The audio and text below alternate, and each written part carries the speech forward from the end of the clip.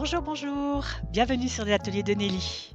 Aujourd'hui, on ne se laisse pas abattre par la chaleur et on va réaliser un mini-album très frais, très vert sur le thème des plantes. Un mini-album qui conviendra parfaitement à toutes vos photos de vacances, mais pas que, si vous n'êtes pas en vacances, il conviendra tout aussi bien. Je m'appelle Nelly et toutes les semaines sur cette chaîne, je vous présente des tutoriels, conseils et astuces pour que vous développiez votre créativité tout en vous amusant. Je vous présente le mini-album que l'on va réaliser aujourd'hui. Vous allez voir, c'est un mini-album plein de surprises, de petites pochettes, de tags qui se soulèvent. J'ai beaucoup aimé le réaliser et j'espère qu'il en sera de même pour vous. Vous savez que vous pouvez retrouver les mesures exactes, des photos ainsi que tous les produits Stampin' Up que j'ai utilisés pour réaliser ce tuto sur mon site lesatelierdesnelly.fr. N'hésitez pas à aller y faire un petit tour. Et justement en parlant matériel, pour réaliser ce mini-album, j'ai utilisé la collection Plantes épanouies de chez Stampin' Up qui est dans le dernier catalogue annuel 2021-2022. Cette collection, je l'adore, je vous l'avais déjà montré lors d'une précédente vidéo et je pense que c'est pas la dernière fois que nous l'utilisons. J'ai également eu besoin de 2 rectangles de cartonnettes de 10 par 15 cm et d'un rectangle de 1,5 par 10 cm. Et j'ai découpé un rectangle de papier imprimé de 10 par 13 cm pour faire la tranche de mon mini-album. Je vais repérer le centre de ce rectangle dans les 10 cm. Je vais noter un repère à 4,25 cm de chaque côté de façon à savoir où mettre ma tranche exactement pour être vraiment bien centrée et bien parallèle. Donc j'applique ensuite ma colle à l'intérieur des 2 traits que j'ai marqués. Pour moi, c'est de la colle blanche que j'ai diluée avec un petit peu d'eau. Utilisez vraiment la colle qui vous convient. Ça peut être du scotch double face, de la colle liquide, c'est comme vous voulez. Je colle ensuite mes 2 autres morceaux de cartonnette de part et d'autre de cette tranche. Je laisse 2 petits millimètres entre la tranche et la cartonnette de la couverture de chaque côté. Je repère que je suis bien droite grâce à ma règle. Ces morceaux de cartonnette, c'est de la récupération. J'ai récupéré la cartonnette qui se trouve au dos des sets de papier lorsque l'on achète nos papiers chez Stampin' Up. Après avoir bien marqué les plis, je rabats le papier de ma tranche vers l'intérieur et je le colle.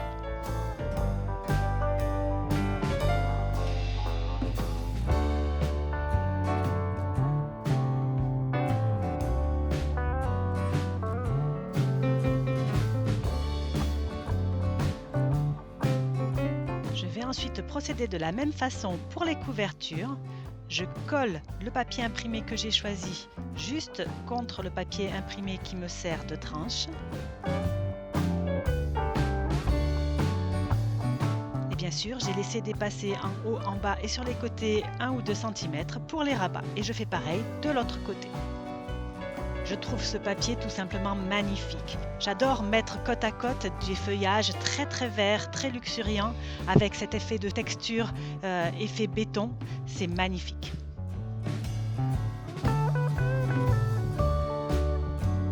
Je coupe ensuite les angles en laissant bien 1 ou 2 mm par rapport au coin de mon papier cartonné. Et je replie les bords vers l'intérieur.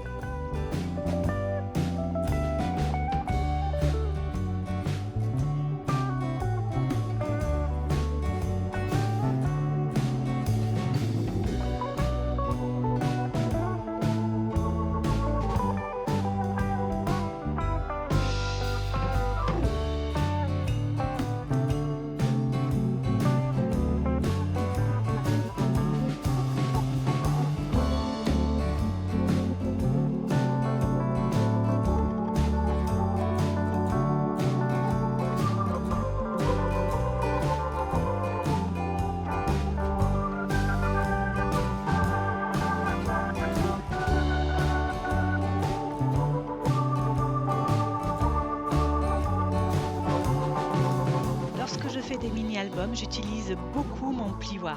C'est vrai que c'est un outil qui n'est pas très cher, mais qui sert vraiment beaucoup.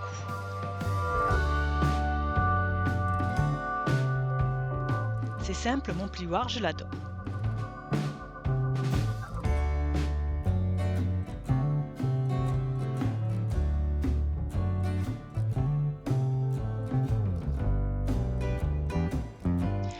Pour réaliser l'intérieur de mon mini-album, j'ai découpé un rectangle de papier imprimé de 9,5 par 30,5 cm. Je vais la coller à l'intérieur de mon album en y allant en 3 étapes. D'abord sur la première couverture, ensuite sur la tranche et je termine par la deuxième couverture. Bien sûr, je marque bien les plis à chaque fois.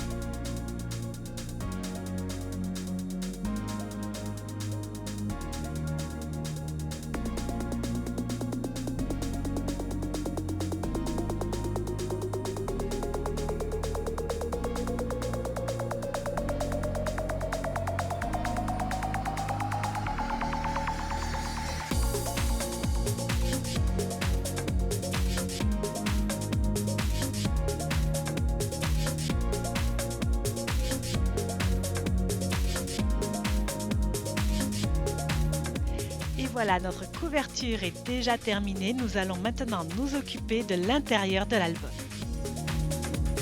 Pour ce faire, j'ai découpé 2 rectangles de papier cartonné de 9 par 28 cm.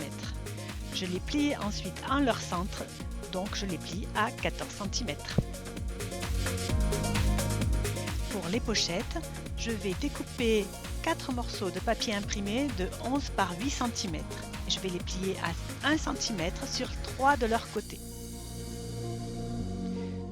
Je coupe ensuite les angles et je replie les bords.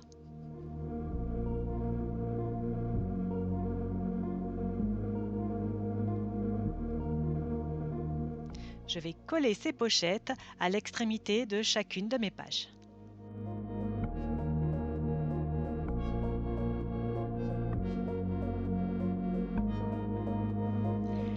Je les mets parfois sur le côté droit, parfois sur le côté gauche, comme ça me chante.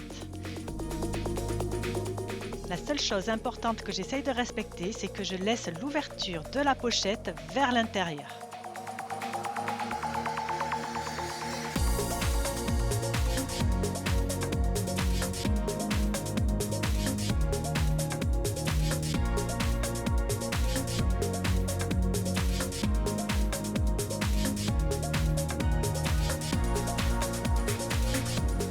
Comme mes 2 pages vont être collées ensemble, je ne colle pas de pochette sur cette partie-là,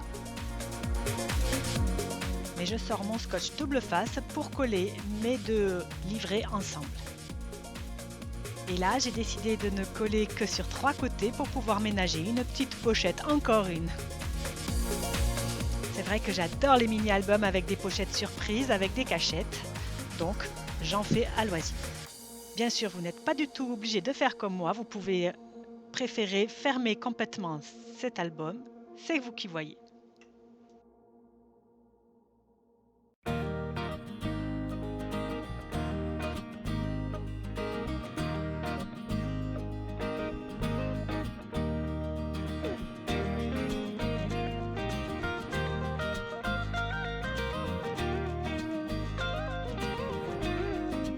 Il ne me restera plus qu'à poser mes 2 dernières pochettes. Je les mets au centre dirigé vers l'extérieur pour faire un petit peu de changement. Et il ne me restera plus qu'à coller ce petit livret à l'intérieur de mon album pour que la structure soit terminée et qu'il ne me reste plus qu'à passer à la décoration.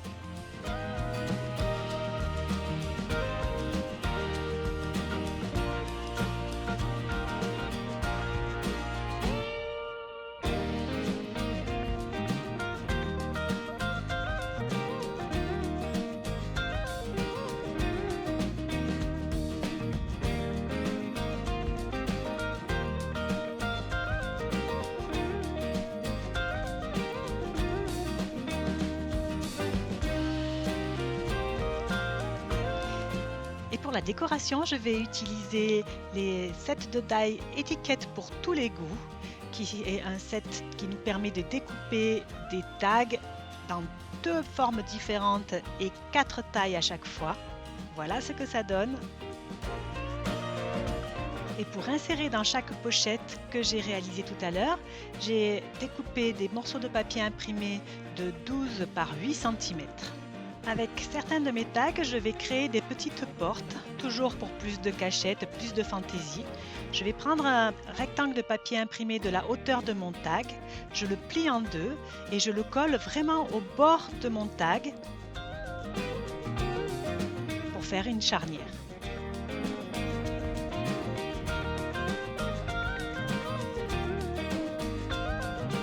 Il ne me restera plus qu'à décorer tout autour et à bloquer cette petite porte avec des éléments de ma décoration. Allez, je vous montre tout de suite ce que donne mon mini-album une fois décoré.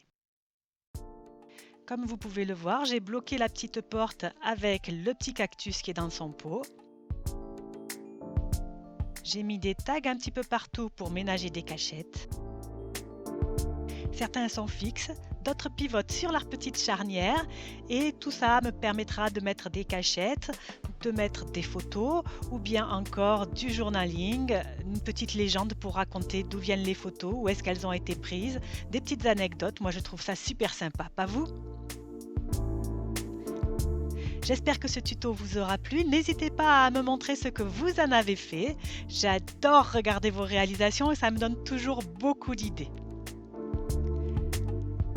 Je vous retrouve la semaine prochaine pour un nouveau tuto scrap ou carterie sur les ateliers de Nelly.